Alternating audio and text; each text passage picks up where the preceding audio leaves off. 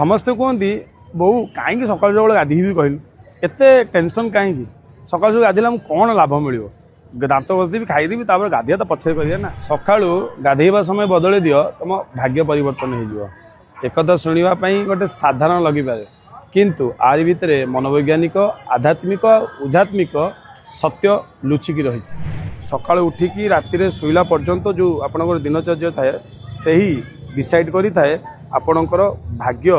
परिवर्तन किभरी हम स्नान केवल तुमर शरीर को सफा कर क्रिया न था शरीर सहित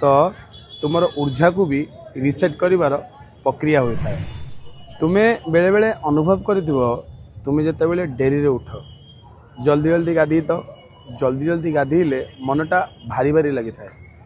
विरक्ति भाव आसी थाए आउ दिन भी तुमर अशांति कटि था तुम्हें जिते ब्रह्म मुहूर्त उठ सका शीघ्र उठी गाधीबे